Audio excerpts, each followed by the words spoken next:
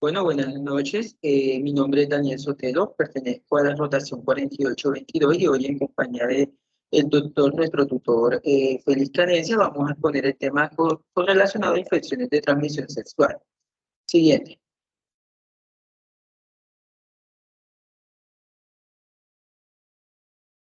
Bueno, como método de introducción, en la actualidad se estima que en el mundo se producen más de 300 millones de casos infecciosos por transmisión sexual.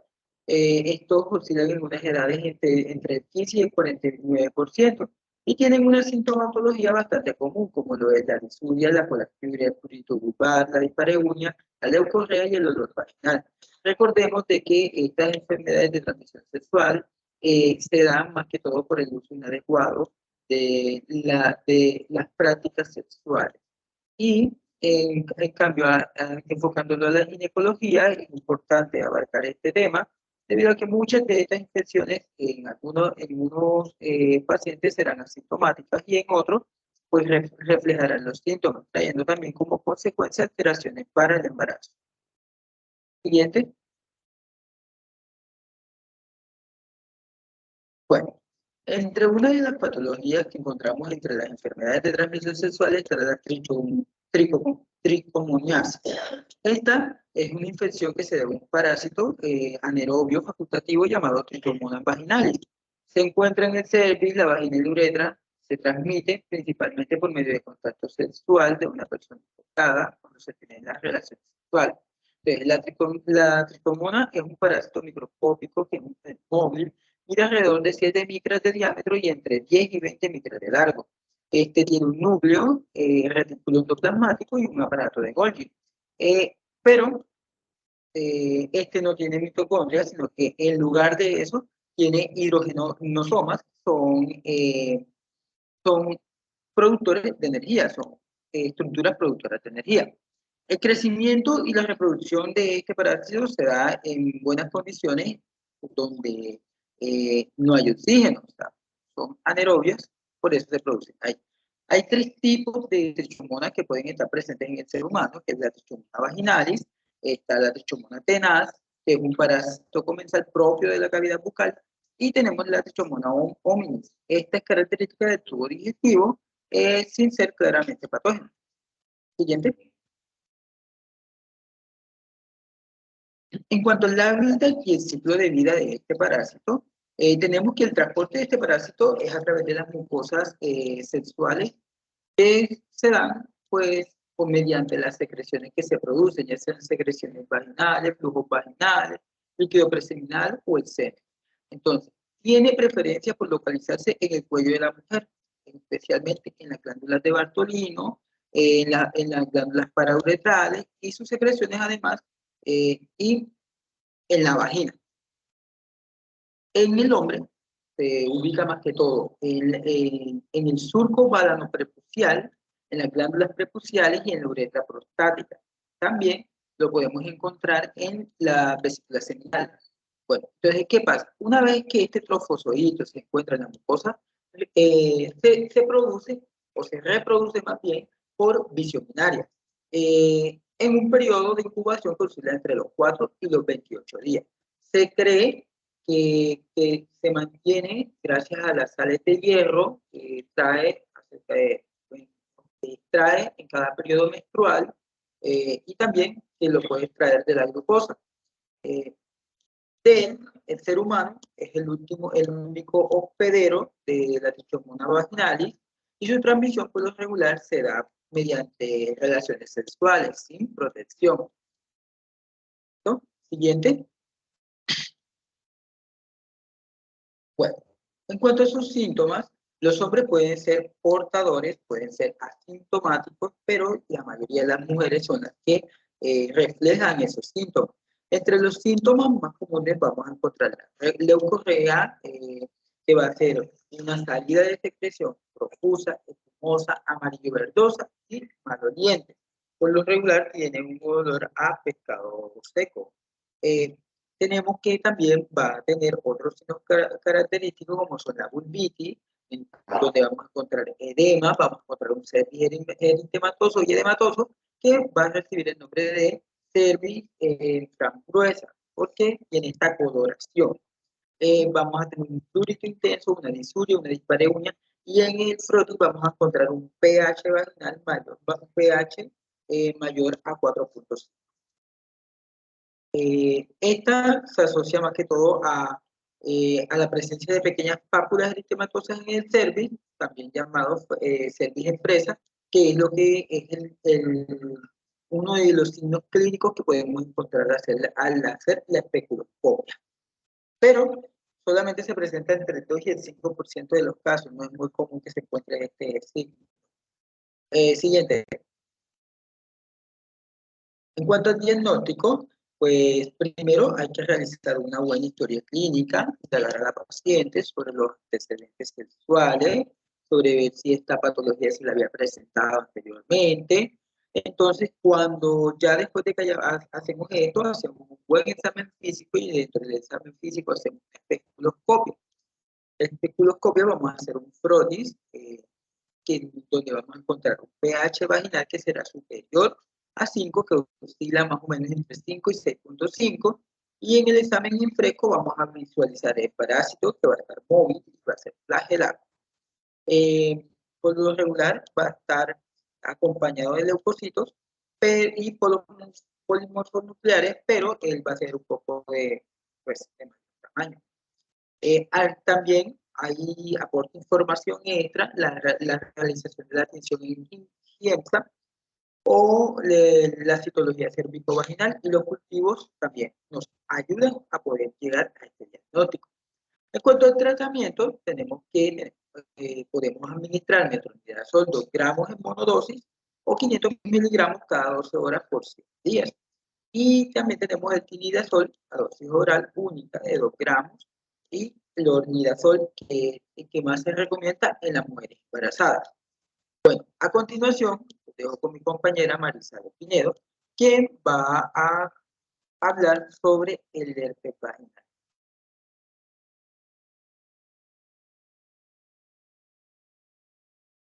Bueno, entonces, hablando en cuanto a herpes, sabemos, pues esta es una enfermedad de transmisión sexual ulcerosa que es muy frecuente en países desarrollados. Esta es causada por el herpes virus humano, ya sea tipo 1 o tipo 2. Entonces, después de la infección inicial del herpes, el herpes va a permanecer en estado de latencia en los ganglios, donde este pues allí emerge periódicamente. Cuando surge, es posible que cause síntomas como lesiones genitales. Y bueno, la transmisión ocurre a través del contacto de las lesiones, a menudo a través del contacto de piel con parejas sexuales, cuando las lesiones no son evidentes, también pues llamada diseminación asintomática. En cuanto a las mujeres embarazadas con el virus, estas pueden transmitirlo al feto o al recién nacido. Por lo general se transmite durante el parto por medio del contacto con las secreciones vaginales que contienen el virus, y rara vez se transmite por vía transplacentaria. En el caso de infección neonatal, pues es una infección grave y potencialmente letal. Siguiente, por favor.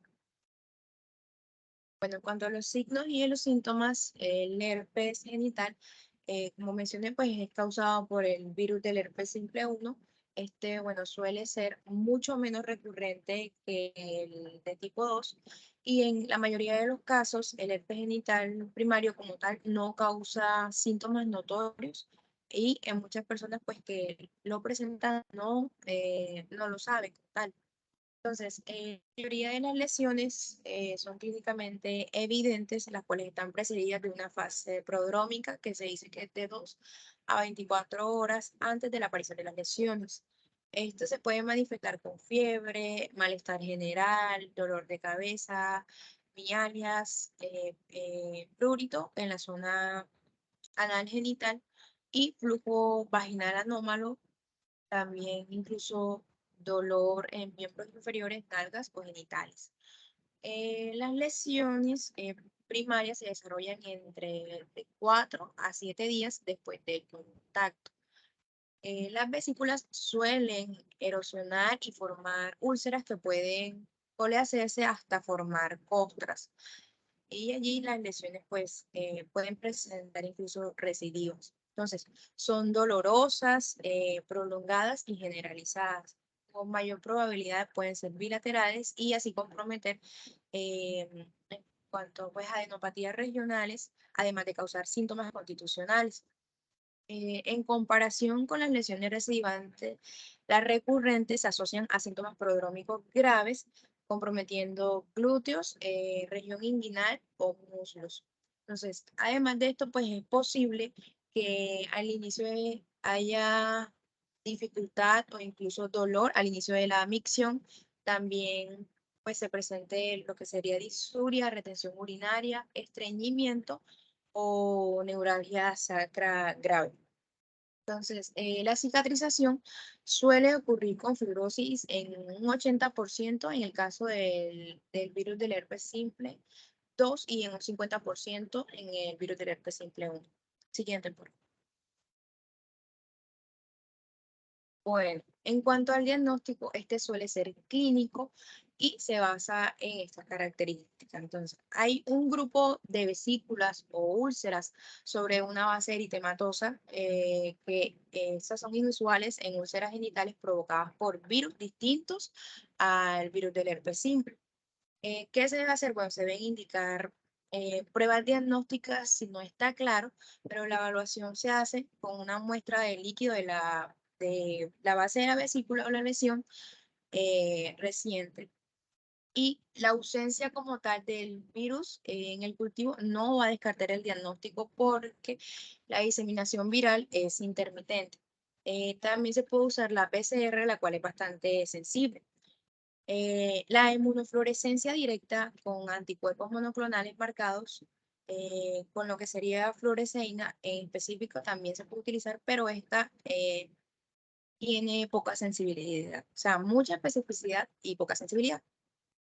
Las pruebas serológicas detectan con presión los anticuerpos que se desarrollan durante las primeras semanas después de la infección y se cree que tuvo una infección reciente, entonces lo ideal sería repetirla. Se considera entonces en pacientes, en este caso, bueno, en pacientes sin lesiones sospechosas, pero que requiere una evaluación, que haya tenido lesiones previas o comportamientos de alto riesgo, también determinar riesgo de recurrencia, identificar a embarazadas sin lesiones genitales, pero con riesgo de transmisión al recién nacido, y determinar la susceptibilidad de una persona con pareja sexual confirmada. Siguiente, por favor. Bueno, en cuanto al tratamiento, básicamente se trata en antivirales.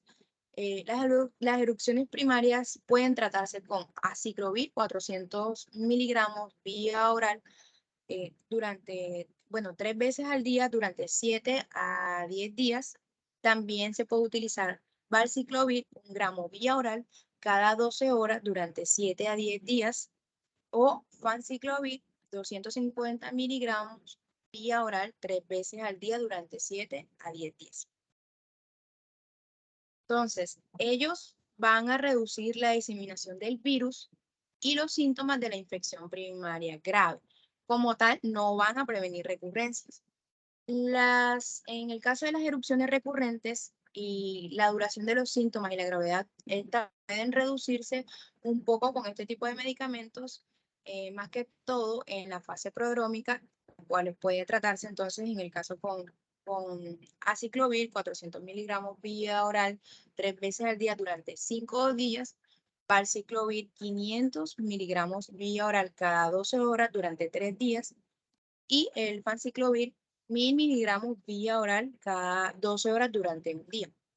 En erupciones frecuentes, o sea que haya más de 6 erupciones al año, se utiliza la terapia antiviral supresora, que sería aciclovir 400 miligramos vía oral cada 12 horas, valciclovir 500 a 1000 miligramos vía oral una vez al día, fanciclovir 250 miligramos vía oral una vez al día y algo que recomienda es que no se utilicen tópicos en este caso.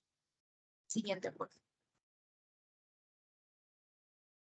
Bueno, en cuanto al chancro blanco, ya esta va a ser una infección bacteriana causada por Haemophilus ducreyi, que sabemos que es una bacteria anaerobia En cuanto a su morfología, pues la tinción de Grant es típica y esta infección como tal es prevalente en países también desarrollados. En el caso de los hombres no circundados, tienen un riesgo de 3 veces mayor de contraer el chancroide de una pareja infectada. En cuanto a los síntomas, el periodo de incubación de este está entre 1 a 2 semanas y posterior al chancroide comienza una protuberancia pequeña que se convierte en una úlcera al día siguiente luego de su aparición. Esta suele medir entre 3 milímetros a 5 centímetros. Va a provocar dolor, tiene bordes definidos con una base recubierta de un material gris o amarillo o grisácea tipo sangre y grisácea y puede sangrar muy fácilmente si se lesiona. En el caso de los hombres afectados, ellos van a presentar solamente una úlcera y las mujeres que se afectan por esto presentan con frecuencia de 4 a más y aparecen en partes específicas del cuerpo. Aproximadamente, pues las personas que están infectadas presentan un aumento de tamaño en cuanto a los ganglios linfáticos inguinales, que algunos pues interrumpen como tal la piel en forma de abscesos y drenan, y también los de la parte inferior del abdomen. Los ganglios linfáticos inflamados y los abscesos se conocen como bubones. Siguiente, por favor. En cuanto al diagnóstico y tratamiento, bueno, en el diagnóstico, el gol estándar aquí es el cultivo de Haemophilus ducreyi. Se podría usar la PCR múltiple, que ha demostrado que tiene una sensibilidad del 75% usando un cultivo de las úlceras, el cual está disponible en laboratorios expertos en biología molecular. Pero el retardo como tal de este dificulta un poco el diagnóstico exacto del chancro. La tinción de grande material de la úlcera también tiene como tal, una pobre sensibilidad y especificidad. En cuanto al tratamiento, pues se trata con antibióticos, como por ejemplo acitromicina, 1 gramo vía oral a dosis única, ceftriaxona de 250 miligramos intramuscular a dosis única y ciprofloxacina 500 miligramos cada 12 horas de 3 a 5 días. Algo muy importante es que estos antibióticos están contraindicados en embarazadas y si hay ganglios linfáticos grandes, pues se requiere a que estos se drenen, ya sea por aguja o por una cirugía local. Entonces, a continuación lo voy a dejar con mi compañero Santiago Gamero. Con respecto a la gonorrea, también llamada blenorragia, pues es una de las enfermedades infectocontagiosas y de transmisión sexual pues más frecuentes. Etiológicamente pues es causada pues por la bacteria Neisseria gonorrhoeae, pues que es un diplococo gram negativo que tiene forma de grano, no es móvil, es esporulado, es aerobio, pues anaerobio facultativo, es catalasa y oxidasa pues positiva. Este pues circula en la sangre pues facilitando pues su difusión pues a órganos pues vecinos, ya sea en los testículos, próstatas y epidídimos, pues en los hombres, y en la vagina, útero y ovarios también, pues correspondientemente a las mujeres. Siguiente. En las mujeres, pues los síntomas suelen aparecer 7 a 21 días después pues, de la infección. Algunas mujeres pues suelen ser asintomáticas y la enfermedad pues suele ser descubierta después de que es diagnosticada pues en la pareja pues masculina. Otras pues pueden tener síntomas graves y el tracto pues genitourinario pues es el sitio pues de mayor infección, provocando así disuria, secreción vaginal, fiebre o inflamación severa de los órganos internos, pues manifestándose pues como un dolor pélvico o también pues dispareunia y salpingitis. En las mujeres pues no embarazadas pues el microorganismo puede producir pues inflamación en las glándulas de Bartolini o puede descender a través del cuello uterino, pues provocando así salpingitis, peritonitis o excesos, pues túbulos ováricos. El sexo, pues, oral, pues, con una persona infectada, pues, puede provocar, pues, faringitis gonocócica y también, pues, puede provocar enfermedad, pues, pélvica inflamatoria recidivante y aún así, si la paciente está recibiendo tratamiento, pues, hay riesgo, pues, de obstrucción tubárica y también de esterilidad. Cuando no se hace un correcto tratamiento, pues la paciente puede desarrollar una septicemia gonocócica que se caracteriza pues por la presencia de una fiebre baja, poliartritis pues migratoria y también pues dermatitis. Las lesiones cutáneas pues pueden aparecer en cualquier parte del cuerpo, pero predominan en los pies cerca de las articulaciones. Y si no se trata a la paciente, las articulaciones pues pueden evolucionar pues una destrucción articular pues evidente por radiografía. Siguiente. Con respecto al diagnóstico, pues se realiza inmediatamente, determinando pues la identificación del gonococo pues a través del microscopio. En los hombres, en más del 90% se puede diagnosticar pues a través de una muestra de secreción uretral, más sin embargo en las mujeres solo se puede diagnosticar el 60% pues utilizando las muestras de secreción cervical. En caso tal pues no se puedan encontrar bacterias en el microscopio, pues lo más recomendado pues sería hacer un cultivo. Siguiente. El tratamiento pues, para la Neisseria gonorrea pues, es sensible pues, a diferentes o a diversos antibióticos, pero también puede ser capaz pues, de resistir a algunos de ellos. Muchas pues, de las cepas, pues, como dato curioso, pues, son resistentes a penicilina. Entre los esquemas que tenemos, pues, utilizamos pues, la cefacitina, 2 gramos intramuscular, más el Probenecid, 1 gramo, vía pues, oral, única dosis, o también utilizamos la ceftriaxona sódica, 250 miligramos intramuscular, u otra cefalosporina pues, de tercera generación, pues por vía parenteral, como lo puede ser la la cefotizocina, o también pues la ceftriaxona, pues agregados pues con doxiciclina, 100 miligramos vía oral, cada 12 horas por 14 días. O también, entre otros esquemas, podemos encontrar pues, la ofloxacina, 400 miligramos, vía oral cada 12 horas por 14 días, más clindamicina, 450 miligramos, vía oral cada 6 horas por 14 días. Siguiente. Con respecto pues, a la sífilis, esta también es una enfermedad pues, de transmisión sexual causada pues, por la bacteria pues, Spirocheta treponema pallidum. Esta bacteria pues, puede penetrar los órganos a través de las mucosas, como ya sea pues, la vaginal, la vocal, la anal o también pues, puede atravesar la piel. Pues horas después pues, se acerca pues, a los ganglios linfáticos y luego puede diseminarse pues, a través de la vía sanguínea. Con respecto a la sintomatología, pues esta suele pues comenzar 13 semanas después, o sí, 1 a 13 semanas después del contagio, pues, y tiene un promedio, pues, de 3 a 4 semanas. La infección puede durar, pues, muchos años, pero rara vez puede provocar, pues, lesiones cardíacas, cerebrales o hasta incluso la muerte. La infección, pues, se divide o se separa, pues, por varios estadios. Tenemos la sífilis primaria, que se inicia, pues, a los 21 días aproximadamente. Este se acompaña, pues, adenopatías linfáticas indoloras regionales, con úlceras o chancros, pues, genitales, que son indoloros y con bordes, pues, duros. En los hombres, pues la región afectada pues suele ser el pene y en las mujeres pues se implican los labios mayores y menores y también incluso el periné. Ahora, los chancros también pueden pues situarse pues en el cuello uterino y también en la vagina. Con respecto pues, a la sífilis secundaria, este inicia pues de 2 a 12 semanas pues posterior pues, a la desaparición de los chancros, con presencia de una erupción pues cutánea, la cual puede durar pues poco tiempo, puede o prolongarse pues durante meses. En este estadio pues se suele presentar úlceras vocales, linfadenopatías generalizadas, conjuntivitis o vulvitis pues con visión. Ahora, con respecto pues, a la sífilis latente, este se suele extender de 2 a 20 años.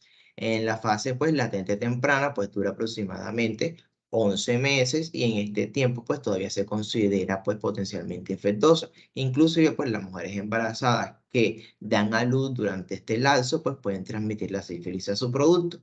Y en la fase latente tardía pues, se caracteriza pues, por el desarrollo de resistencia adquirida aparentemente pues, contra la infección.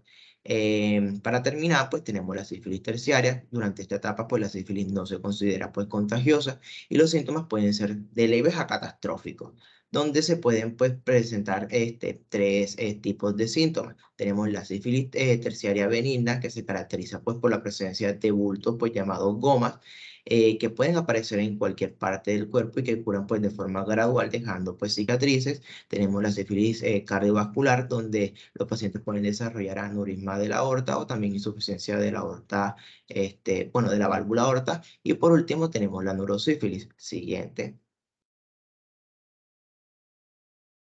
A continuación, pues lo dejaré con mi compañero Jesús Perna.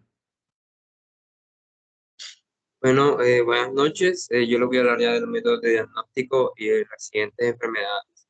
Tenemos que, para hacer diagnóstico del treponema pálido, en este caso sífilis, tenemos la detección directa de la espiroqueta con un microscopio en un campo oscuro, que es un método de diagnóstico mucho más rápido y directo, que sirve para las fases primaria, secundaria y congénita precoz en estos pacientes.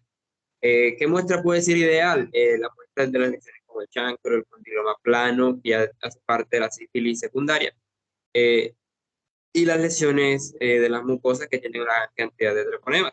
También tenemos inmunofluorescencia directa, que se hace con tinción con anticuerpos monoclonales o policlonales fluorescentes dirigidos al treponema pallidum en los frotis que son desecados de las lesiones sospechosas a sífilis.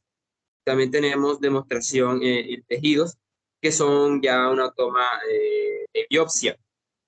Esto se puede utilizar, digamos, para muestras que son cutáneas, para sífilis secundaria. Recordemos que esto produce exantema maculopapular en plantas y palmas de las manos. O también tenemos estadios sifilíticos tardíos, o en otros tejidos afectados, como puede ser la neurosífilis o la sífilis en la placenta, en el cuerpo umbilical. Son otros lugares en los que se puede tomar esa biopsia. También tenemos técnicas con biología molecular, en lo cual son métodos de amplificación de ácidos nucleicos que tienen una muy buena sensibilidad. Tenemos también métodos de detección directa, perdón, de detección indirecta del treponema, lo cual son las pruebas serológicas, y se detectan dos tipos de anticuerpos no específicos. Tenemos los treponémicos, que miran ya anticuerpos cardiolipina, lecitina, colesterol, IgG, IgM de cardiolipina, lecitina, colesterol, y tenemos treponémicos o específicos que buscan IgG, IgM contra, ya en este caso, el treponema.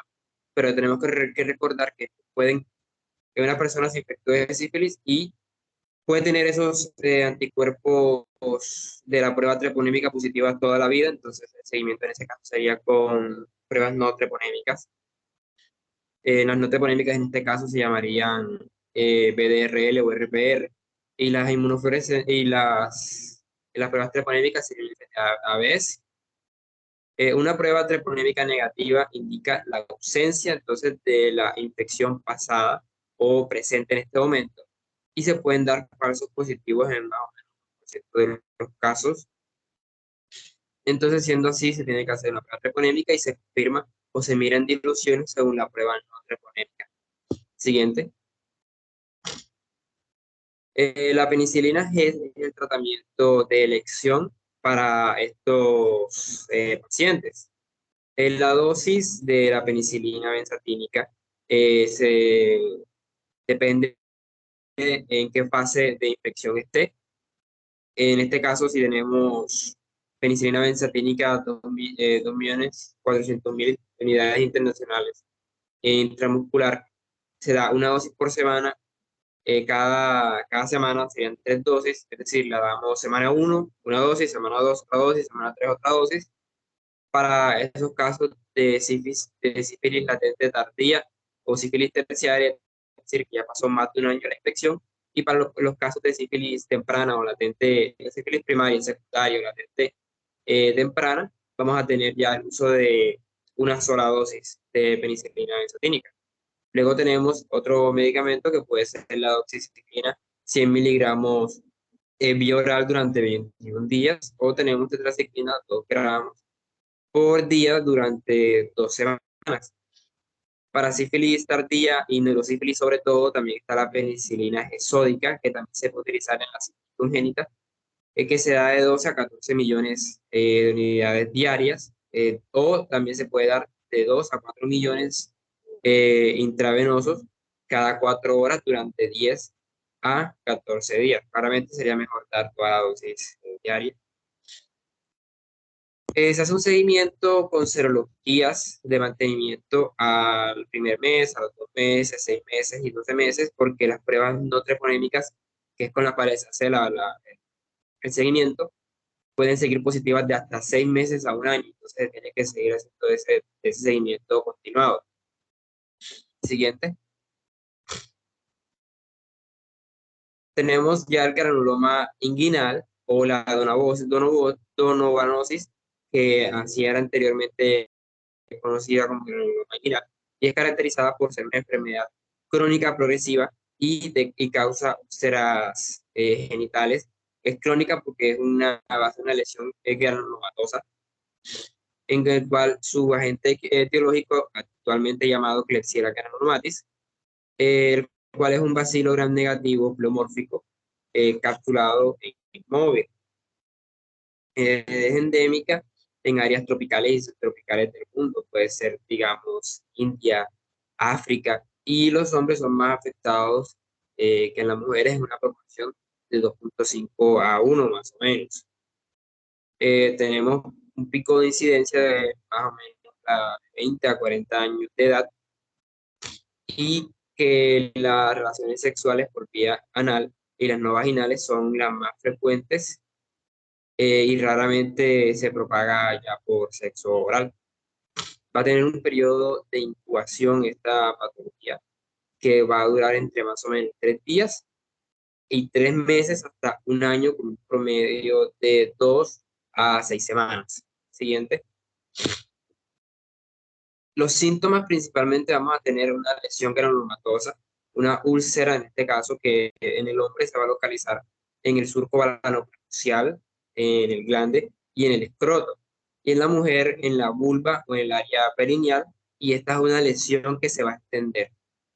Esta diseminación puede ocurrir a partir de la lesión primaria, por continuidad o ya sea por vía hemática. Primero aparece una pápula ovalada, como dice aquí, una pápula indolora, en este caso, que va a ser poco sensible al tacto, va a estar sobreelevada, lo cual se va a llamar una lesión de platillo. Va a ser de más o menos de 1 a 4 centímetros, va a tener bordes bien definidos, irritados, eritematosos, granulomatosos, va a sangrar fácilmente, va a ser de consistencia no indurada, es decir, blanda, y puede estar cubierto en su superficie con un exudado purulento. Tenemos de que la diseminación de esta enfermedad es a los pliegues inguinales y con despigmentación de la zona genital y la piel adyacente. Lastimosamente, esta es una patología de que si no es tratada, puede generar mutilación y destrucción del tejido genital. Siguiente. Bueno, ¿cómo se hace el diagnóstico? Tenemos que recordar cuál es el agente etiológico, que es Klebsiella granulomatis, y se tiene que considerar si nosotros encontramos granulomas en el área inguinal y las lesiones genitales han estado presentes por un largo tiempo. Tenemos que recordar que es una patología crónica que se va extendiendo en el tiempo. Entonces, granuloma que se extiende con el tiempo y se disemina. Los exámenes se pueden realizar una biopsia en sacado bocado de la lesión, visualización de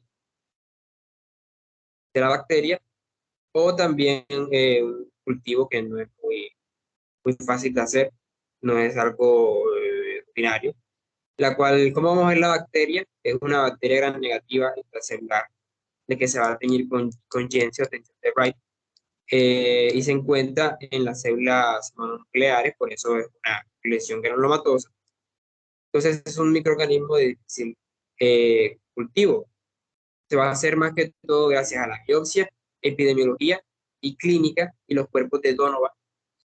Y descartando otra causa, vamos a hacer el diagnóstico de esta patología. Ahora lo voy a dejar con mi compañera.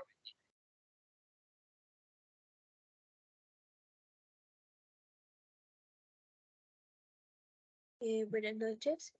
Ahora les voy a hablar del tratamiento, el cual es un tratamiento que tiende a ser extenso, ya que la mayoría de los esquemas varían entre las 3 semanas o incluso hasta que las lesiones hayan sanado completamente. Entre este tratamiento está la doxiciclina de 100 miligramos cada 12 horas, que este tiende a hacer hasta la cicatrización. Está el trimetopin sulfamethoxazol de 160 a 800 miligramos cada 12 horas hasta que cicatrice. Y en caso tal de que esos medicamentos no se puedan usar, tenemos de alternativa la eritromicina, 500 miligramos cada 6 horas, ciprofloxacino de 750 cada 12 horas y el ofloxacino de 400 miligramos cada 12 horas, cada 24 horas.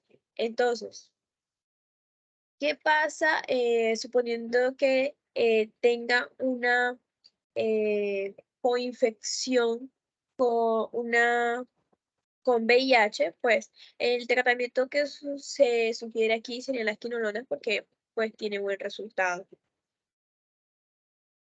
Entonces, ya. En cuanto a las infecciones por clamidia, esta es una bacteria que es intracelular, intracelular obligada, es gram negativa, es inmóvil y aeróbica.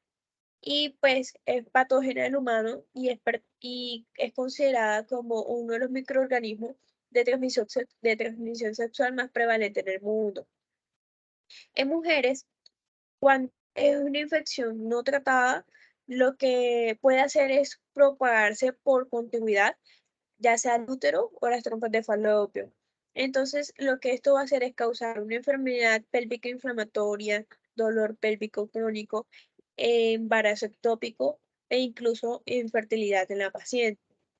Entonces, cuando ya es una paciente que ya tiene un antecedente por una infección por clamidia, esto lo que hace es aumentar el riesgo de pues, tener complicaciones como es un síndrome inicial e incluso abscesos tubováricos. Los hombres pues tienden a ser como asintomáticos, pero en ocasiones pueden presentar epididimitis, dolor testicular e infertilidad. Asimismo, las infecciones por clamidia que no son tratadas, lo que van a hacer es aumentar la predisposición de contraer o transmitir VIH-Sida.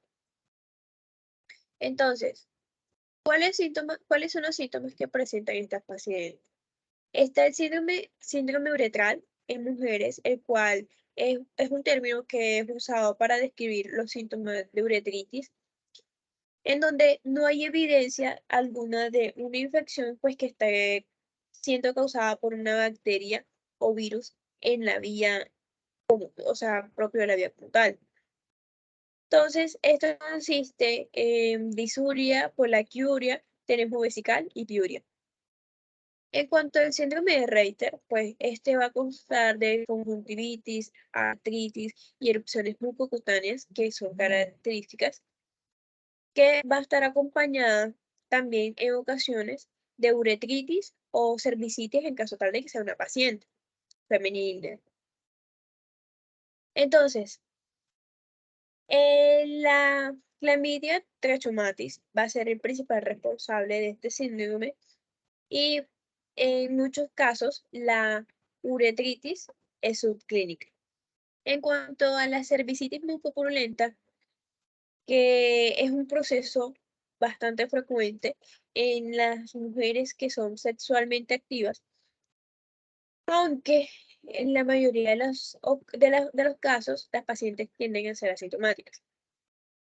El examen del cuello del útero con un espéculo va a poner en evidencia el edema y la facilidad con la que sangra esa zona de ectopia cervical. Entonces, otra cosa que podemos presenciar en ese momento sería un exudado mucopurulento endocervical como amarillento, en el que, pues, al momento de utilizar la tinción de Gram, se podrían detectar leucocitos. En cuanto al examen citológico, pues lo que va a hacer es mostrar un predominio de neutrófilos pero también puede llegar a observarse como un infiltrado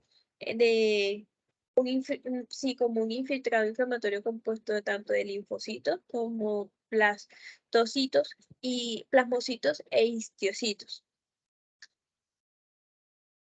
Bueno, en cuanto al linfogranuloma venéreo, también conocido como linfadenopatía venérea o buba tropical o enfermedad de Durand-Nicholas-Fabry, pues, es también causado por la Chlamydia trachomatis, pero esto tiene como unos serotipos específicos que sería L1, L2 y L3, que lo que va a hacer es como producir manifestaciones sistémicas constitucionales y se van a diferenciar de las otras clamidias porque esto lo que hace es que tiene como una mayor capacidad de invasiva. Entonces, va a ocurrir con mayor frecuencia en zonas tropicales y subtropicales y la característica, o sea, la presentación inicial en los hombres es que va como a formar un síndrome inguinal supurativo, que también conocido como bubón. En cambio, las mujeres pues van a presentar los síntomas en estadios más tardíos. Entonces, las manifestaciones clínicas, teniendo en cuenta de que tiene un periodo de incubación que varía entre 5 días a 3 semanas. Por lo general, tiene un promedio de 12 días. Entonces, el estadio primario es donde se va a presentar una erosión indolora. Esta va a ser eritematosa, blanda, con una medida de 5 a 8 milímetros. Y esta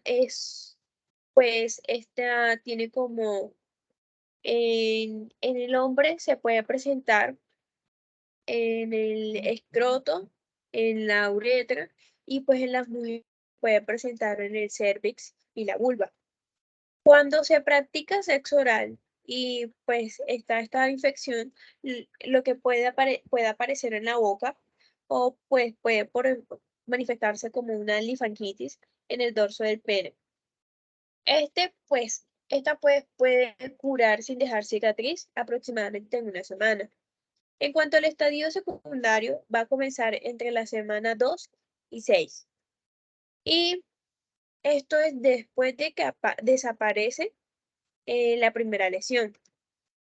Entonces, aunque hay casos de que se pueden presentar hasta 6 meses después, lo que va a pasar aquí es que va a haber una linfadenopatía regional, que esta va a ser dolorosa, que pueden ser conocidos también como bubones inguinales, y lo que van a hacer es aumentar de tamaño, son blandos y móviles.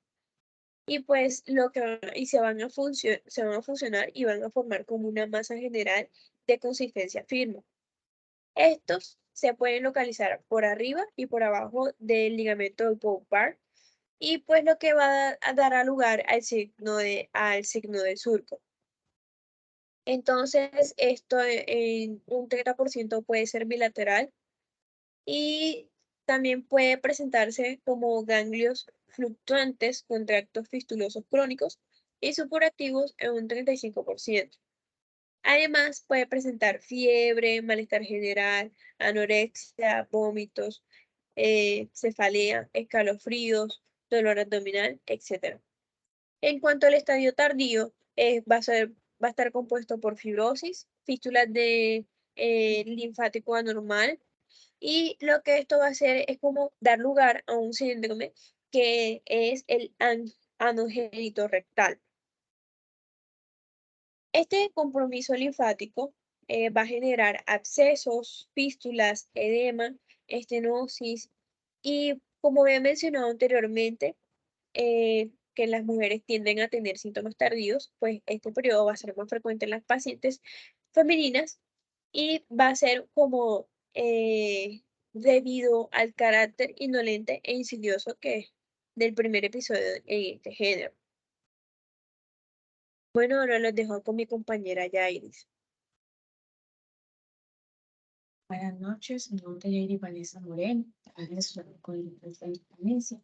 Pues a partir de ahora vamos a seguir con el diagnóstico En cuanto al diagnóstico, les puedo decir que es fácil cuando hay presencia de lo que viene siendo bubón o linfadenopatía. En cuanto a la fijación del complemento, es la forma más usada cuando hay títulos de 1,64, estos vienen siendo significativos y nos dan una sensibilidad de 70 a 80%, lo que lo hace confiable. También tenemos la inmunofluorescencia, que es directa con anticuerpos monoclonales, tienen una sensibilidad de diagnóstico desde 88 a 92% y una especificidad del 99%. Y es el que nos brinda mayor seguridad para diagnosticarla e identificar la serovariedad infectante. Tenemos también el aislamiento de cultivo. Este aislamiento de cultivo también es un método sensible que se considera como la prueba de oro para el diagnóstico de infecciones causadas por clamidia. La sensibilidad es del 70 al 85% aproximadamente, y estas muestras están indicadas para cuando se va a realizar cultivo y son muestras uretrales en el caso de los hombres y en las mujeres cuando son asintomáticas. Se hacen muestras rectales, muestras vaginales. Se miran todas las líneas celulares que son más utilizadas como las células de McCoy, como los fibroblastos. También se hacen análisis histopatológicos que se efectúan a través de biopsia de lesión. En estos vamos a evidenciar de forma microscópica las inclusiones citoplasmáticas. Si se hace un análisis de todo lo hecho anteriormente, pues cada una de estas herramientas tienen una sensibilidad y especificidad suficiente para el diagnóstico. Siguiente diapositiva, por favor. Bueno, también aquí seguimos con lo que viene siendo el tratamiento. El tratamiento se da antimicrobiano y el de lesión que se da en la doxiciclina, 200 miligramos la primera vez y luego se da 100 miligramos cada 12 horas, se da de forma oral. ¿Por cuánto tiempo? Se da desde 14 a 21 días. Pues es importante cumplir con este tiempo para que el tratamiento sea efectivo. También tenemos la tetraciclina, se dan 500 miligramos cada 6 horas, también se da oral de 14 a 21 días. En caso de que los anteriores no se puedan dar, que la paciente no pueda tomarlo porque es alérgica o no hay en el momento ese medicamento, se puede dar eritromicina, 500 miligramos cada 6 horas, de 14 a 21 días, o también puedo considerar una citromicina en esos casos, puedo dar 1 gramo en dosis única. En caso de embarazo, puedo considerar también la eritromicina, acitromicina, las tetraciclinas, también doxiciclinas, fluoroquinolona, que están contraindicadas en las mujeres gestantes. Entonces, para tener todo eso en cuenta a la hora de yo escoger el tratamiento. En cuanto a la parte quirúrgica, cuando tenemos presencia de bubones y estos bubones son fluctuantes, se puede realizar aspiración. Esta aspiración se da con aguja de calibre grueso y se evita las incisiones. Además, hay procedimientos que se indican en fístulas y elefantiasis. Tenemos mujeres que tienen complicaciones, que requieren intervención quirúrgica, que necesitan una liberación de herencia, en este caso, pues se utiliza. Entender que también es conveniente que sean evaluados y tratados contra la infección tanto los compañeros sexuales de los pacientes afectados como los padres de los recién nacidos con infecciones por dicho germen, incluso si dicen estar asintomáticos, porque más adelante pueden desarrollar sintomatología. Siguiente diapositiva. Bueno, a partir de este momento vamos a comenzar a hablar del VIH. Pues el VIH es un virus de inmunodeficiencia humana que se puede transmitir por el contacto con la sangre, la leche materna, el semen o secreciones vaginales de personas que ya están contaminadas o infectadas por este virus. No es posible contagiarse a través de besos, abrazos, apretones de manos, el hecho de compartir objetos personales, baños, gimnasios, alimentos, bebidas, tampoco la picadura de mosquito. Algunas literaturas pues pueden mencionarlo, pero en realidad es un método de infección muy despreciable o muy bajo para considerarlo de alto riesgo. Entonces, para evitar esas estigmas que se dan en muchos casos. Esto se da por destrucción de las células al ser infectadas por este virus. Se da una disfunción de los órganos debido a la infiltración linfocitaria o fenómenos de autoinmunidad por infecciones y neoplasias oportunistas que llegan cuando el sistema inmune está debilitado. Tenemos un periodo de incubación que es entendido como el tiempo que se transcurre desde la infección hasta que los síntomas o ese síndrome agudo comienza. Aproximadamente podemos decir que es de 3 a 6 semanas y que esa medida de tiempo entre una infección inicial y la aparición de SIDA sin tratamiento es de unos 10 años y es un periodo muy variable, depende del estilo de vida de la persona, si se acoge al tratamiento, y se dice que hay SIDA cuando ya hay menos de 200 células y en ese caso ya el sistema inmunológico está muy debilitado y aparecen las enfermedades oportunistas. Tenemos también lo que viene siendo la primoinfección, cuando este virus se disemina a través de los órganos linfoides y del sistema nervioso. Tiene un periodo de 4 a 12 semanas. En este caso, no es posible que se detecte los anticuerpos específicos frente al VIH, pero si existe una actividad citóxica, el paciente que está infectado, en ese caso, puede persistir asintomático o presentar un cuadro clínico que es caracterizado por síndrome nucleócido, como por ejemplo fiebre, faringitis, poliadenopatía, esplenomegalia, erupción cutánea, para clínicos como leucocitosis mononuclear con linfocitosis, o sea, en ese momento aparece la clínica. Tenemos la otra fase, que podemos decir que es la segunda, cuando esta se hace crónica y aún puede que esté asintomática. En este caso, la viremia disminuye conforme a como estaba en la primera infección, pero el virus continúa replicándose día a día. Por eso es importante hacer ese tratamiento de forma oportuna. Sobre todo, esto se sigue replicando en tejidos linfoides con gran reservorio de la infección. No tanto en la circulación, sino que también afecta a los CD4, que los disminuye de forma paulatina. Y como les comentaba, pues si sigue la infección, en algún momento pues va a llegar a SIDA. Y ya SIDA con el tiempo es la incapacidad progresiva del sistema inmunitario para contener la replicación viral. Siguiente diapositiva, por favor. Bueno, en este momento vamos a ver lo que viene siendo la seropositividad. Tenemos los anticuerpos que son detectables y la carga viral mínima, riesgo de infección de un 0,2%, aún sin condón, y las principales enfermedades asociadas directamente con la infección por VIH son las siguientes: pulmones, en este caso neumonitis, oftalmológica, retinopatía microvascular, cutáneas, exantema musculopapular. También puede haber unas orodigestivas como enteropatía, úlceras orales, úlceras esofágicas, neurológicas, encefalopatías. También puede haber manifestaciones cardiovasculares como miocarditis, miocardiopatía, una posible vasculitis. Si se pueden dar cuenta, en cada órgano o sistema va a haber algún tipo de manifestación que me indique de que hay alguna alteración.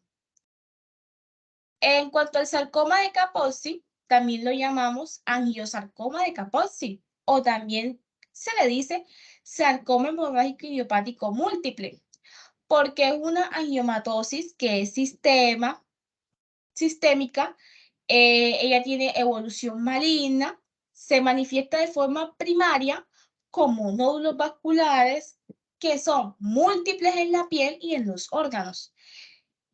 En el sarcoma de Kaposi se dan pacientes que son inmunosuprimidos, que comienzan con una mácula rojiza, con palidez perilesional. En una semana la mácula empieza a cambiar de color de púrpura a pardo y esta al pasar de tiempo desaparece y se coloca pálido. Y la sarcoma de Kaposi es una enfermedad de oportunistas. Siguiente diapositiva. Bueno, a partir de este momento vamos a entrar lo que viene siendo el diagnóstico tanto del VIH como del SIDA, que también es importante. Se recomienda para su diagnóstico solicitar un test de VIH. Este test lo podemos hacer de forma anual y eso, la forma anual es un mínimo. Se debe a todos los adolescentes y adultos que tengan riesgo de infección por VIH. Desde que la persona ha iniciado su vida sexual, pues tiene ese riesgo en cualquier momento, así como personas que sean bisexuales, homosexuales, que comparten varias parejas, personas promiscuas, trabajadoras sexuales, drogadictos, que lo hacen por vía parental, parejas sexuales que tiene su pareja VIH y a todas las embarazadas porque están susceptibles a diferentes infecciones. Podemos utilizar el ELISA. Si el ELISA es positivo, es lo que hace es que me va a confirmar el Western blot. En este caso, voy a cuantificar la CD4. En este se refleja de forma fidedigna lo que viene siendo el riesgo real a adquirir las infecciones oportunistas. También vemos el diagnóstico de SIDA. Este lo podemos establecer como una persona que tiene VIH y que tiene un recuento de linfocitos de CD4 menor a 200 células por mililitro. En cuanto al tratamiento, hay varias cosas que son recomendadas. El dolutegravir, este se da combinado con tenofovir a la fenavida, o también se puede dar entricitabina, entre otras combinaciones que se ven aquí en la tabla, así como tenemos otros que son alternativos y que nos pueden ayudar para el tratamiento de esta enfermedad. Siguiente diapositiva. Bueno, a partir de este momento vamos a ver lo que viene siendo el virus de papiloma humano. Lo voy a dejar con mi compañero Edilmer Sierra. Bueno, buenas. Siguiendo con lo que es la ponencia de las enfermedades de transmisión sexual, pues en este caso tenemos lo que es el virus del papiloma humano, o también conocido como VPH. Entonces, introduciéndolo más a lo que es una definición de lo que es el virus, pues esto son una familia de virus de carácter de ADN que tienen una doble cadena que infectan epitelios escamosos asociándose a algunos tipos específicos con el desarrollo de algunos cánceres, en este caso cánceres anogenitales, que incluyen cáncer de cervix, vulva, vagina, ano, pene y también puede ser la orofaringe. Entonces, cerca de 630.000 nuevos casos por año de estos cánceres son atribuidos a una infección en ambos sexos relacionados con lo que es el virus del papiloma humano. Además, existen otros genotipos de bajo riesgo, como son el genotipo 6 y el genotipo 11, que están relacionados más que todo a esas verrugas genitales que nosotros podemos ver en los pacientes. Entonces, la mayoría de estas infecciones desaparecen espontáneamente, pero sin embargo, entre el 10 y el 20% de las mujeres que tienen esta infección persiste esta como tal. Y en presencia de otros cofactores que contribuyen al desarrollo de lesiones preneoplásicas y también del cáncer. Las propiedades oncológicas del VPH de alto riesgo resistente, principalmente aquellos que son VPH de genes E6 y E7, que si se expresan de manera inapropiada en la célula en división, desregulan lo que es la división y la diferenciación celular. Bueno, entonces, comprender la carga del cáncer atribuida al VPH es fundamental, ya que esto nos permite impulsar los programas de vacunación contra el VPH y de tamizaje para la patología cervical.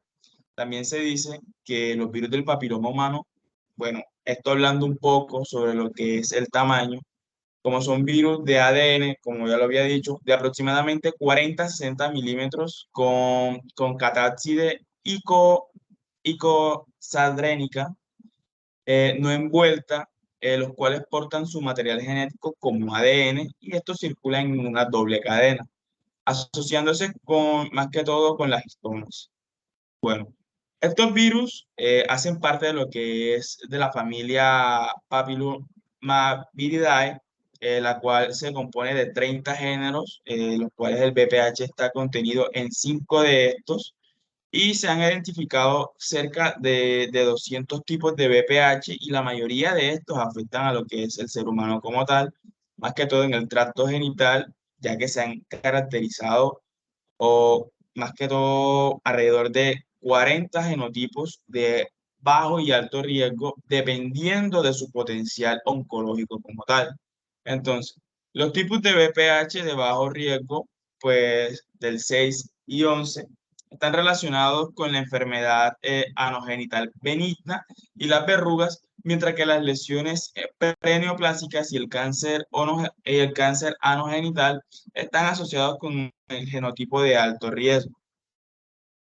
Otra cosa que quiero mencionarles es que en el 2012 todos los diferentes VPH se clasificaron de acuerdo con la secuencia de nucleótidos del gen de la proteína catápside L1 como carcinógenos del grupo 1.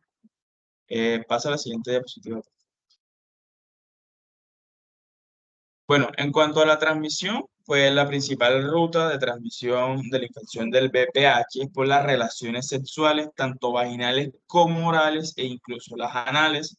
Esta transmisión requiere de un contacto piel a piel o piel a mucosa y en hombres y mujeres está involucrado en la cadena epidemiológica y pueden ser del mismo tiempo asintomáticas, transmisores y tener la infección o enfermedad por el VPH. El uso regular del condón logra aproximadamente alrededor del 60% de la protección contra lo que es la infección del VPH, ya que se puede transmitir por el contacto en áreas desprotegidas de la piel genital, como lo es la vulva o los sacos escrotales, en este caso, que cuando se pone el condón no están protegidos. Además de esto, se han dilucionado con base a los estudios epidemiológicos del sexo oral y se asocia la infección también por el que es el virus del VPH, del virus del papiloma humano en lo que es la cavidad orofaringea. Bueno, en cuanto a la patogenia, pues el virus del VPH o papiloma humano contiene ADN de doble cadena, como ya lo he venido diciendo, el tamaño del genoma es cercano a 8 kilowatts, y este se divide más que todo en 3 dominios, una región regular como tal, y que aproximadamente de 1, y una región temprana de 6 genes, que está bien siendo la E6, E7, E1, E2, E4 y E5, y una región tardía que codifica los genes L1, que es la proteína principal de los catápsides, y la L2, la proteína menos de los catápsides. Entonces, los genes tempranos, que son los E1 y E2, están involucrados en el inicio como tal de la modificación de ADN y la regulación de la transmisión temprana. La proteína E4 se expresa duramente en la infección productiva y se cree que facilita al ensamble de lo que es el virus y la liberación de los viriones de las células infectadas. Y por otro lado, los genes E5, E6 y E7 pues funcionan para modificar el entorno de la célula y apoyar la finalización de esta replicación como tal. Entonces, en los tipos de VPH de alto riesgo se ha demostrado que las proteínas E5 interactúan con una variabilidad de objetivos celulares con efectos posteriores que puedan contribuir a la transformación de efectos que incluyen la subexpresión de los receptores del factor del crecimiento epidérmico y una variedad de protoncogenes y la evasión de tensión inmune a la inhibición de la apoptosis. Y la principal actividad de transformadora de los BPH de alto riesgo se debe a los genes 6 y 17 que interfieren con los reguladores del ciclo celular del huésped y del control de la transcripción. Pasa a la siguiente diapositiva, por favor. Bueno, en cuanto a los mecanismos de infección, el virus del papiloma humano tiene un alto tropismo tisular y la infección se limita al epitelio estratificado en la superficie en las superficies cutáneas o en las superficies mucosas. En diferentes sitios del específico puede estar pero siempre más que todo nos vamos a encontrar en esas infecciones o el virus del papiloma humano en zonas genitales y puede seguir por dos vías, una productiva y lo que es una no productiva. Entonces, la infección productiva es apoyada por las células madres epiteliales basales normales del leptocervix y la infección no productiva es apoyada por la población de las células madres especializadas en la zona de transformación. Siguiendo esto, pues la infección productiva puede ser producida por tipos del papiloma humano de bajo o alto riesgo y los pasos iniciales son los mismos independientemente de cualquiera de estas dos rutas. Los viriones en estas células epiteliales basales primitivas por un mecanismo de unión complejo que parece estar antecedido por un trauma en la mayoría de los casos y los viriones se unen inicialmente a lo que es a los proteoglicanos de heparansulfato en la superficie de las células epiteliales basales o en la membrana basal, lo que expone un sitio de escisión de convertasa en forma de proteína en el extremo del amino L2. Y la vía de infección no productiva, la expresión ordenada de los genes no ocurre en el ciclo de la vía normal del BPH, ya que no puede completarse lo que es el resultado de una infección no productiva o una abortiva como tal. Y el riesgo es mayor de desarrollar cáncer, ya que se produce como resultado de una infección persistente prolongada durante muchos años. Y la naturaleza del ciclo replicativo de los tipos de BPH de alto riesgo y no una bacteria como tal de mecanismos de evasión inmune a una subversión que permiten que el genoma viral se mantenga en un número de copias casi constante en muchas divisiones celulares. Pasa a la siguiente diapositiva. Bueno, en cuanto a la infección genital por BPH, es altamente infeccioso por esta vía, con un periodo de incubación de 3 semanas a 8 meses e incluso años, siendo la duración de este proceso latente probablemente relacionada con la carga viral recibida, y las personas que desarrollan verrugas genitales lo hacen alrededor de los 2 a 3 meses después de una infección. Siguiendo esto, la mayoría de estas infecciones por VPH son transitorias y subclínicas y se desarrollan lesiones detectables con lesiones de bajo grado o con son una neoplasia intraepitelial cervical.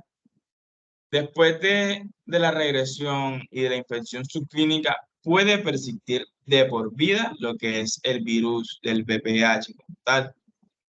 Se dice que una minoría de las mujeres, esta minoría va siendo de entre el 10 al 15% de todos los casos, no logra una respuesta inmune mediada a las células exitosas, por lo que permanecen positivas el ADN del VPH con las diferencias virales persistentes.